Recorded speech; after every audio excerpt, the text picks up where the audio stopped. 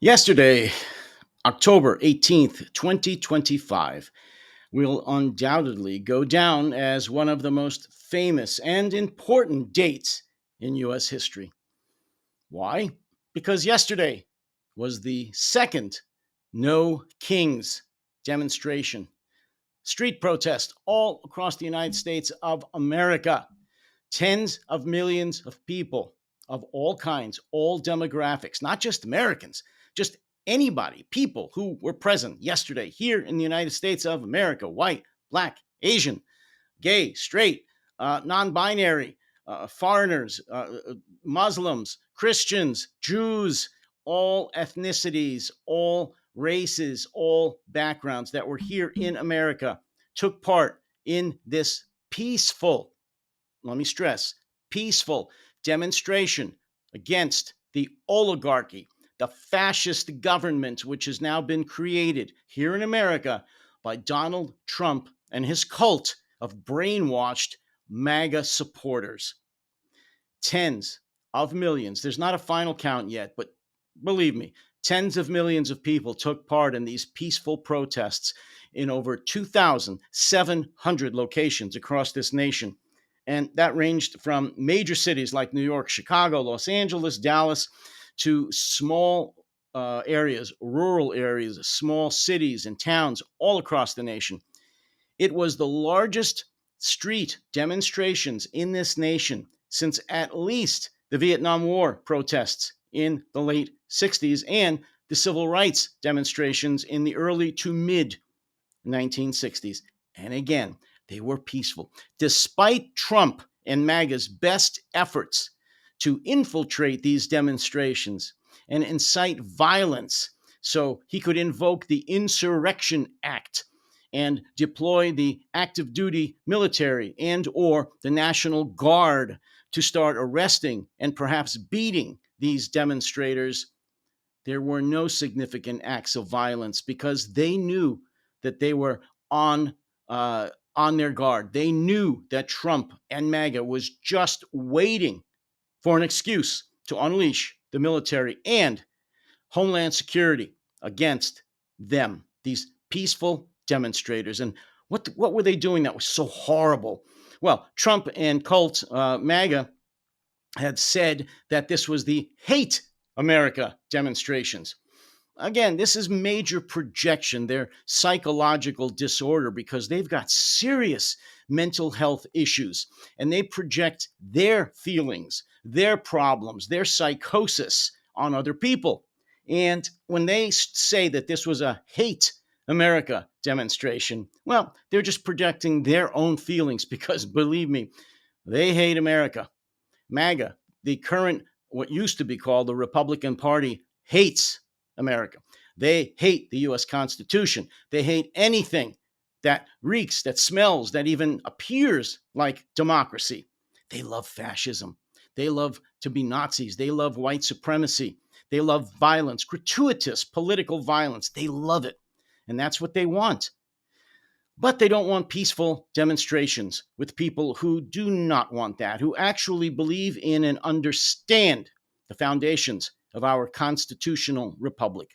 And those were the folks that were out yesterday. And boy, did Trump hate it. And did MAGA hate it. But you know what? That's great. Too bad. Suck it up, MAGA. This is just the beginning. And as I've said in several of my past podcasts and articles, MAGA's time is running short. There will be, at some point in the hopefully not too distant future, Nuremberg style tribunals, trials here in the United States for all these MAGA members, the senior ones at least, the Pam Bondis, the Kash Patels, the Tom Homans, certainly Trump and J.D. Vance, for their many, myriad serious crimes against the U.S. Constitution. They are traitors, and they will be treated as such. So let them enjoy their time in the sunlight because they're going to be forced back under rocks like the bugs they are, the cockroaches that they are, the vermin that they are. And the only other thing I wanted to say in this rather brief podcast is, just as I predicted, when everybody was so enthused and happy that Donald Trump had finally seen the light and he was going to give Tomahawks, these long range missiles, to Ukraine, to President Zelensky, so he could strike back deep into Russia. I cautioned everyone by saying, wait a minute, just because he mentioned that he might give them to Ukraine was no reason for celebration. I predicted he would not give them to Ukraine and that people should just, take it with a grain of salt and calm down. And sure enough, he called his best forever friend, Vladimir Putin, the other day. Putin again bullshitted him, sweet talked him, and moronic, imbecilic, naive Trump fell for it again. And of course, pulled back on his promise to give Tomahawks to Ukraine and said that they should just make a deal and settle this war so they can stop the killing. I'm so sick of hearing about a fucking deal. Serious foreign policy from America that deals with serious foreign policy, especially when it has to do with supporting democracies like our friends in Ukraine, is not a deal.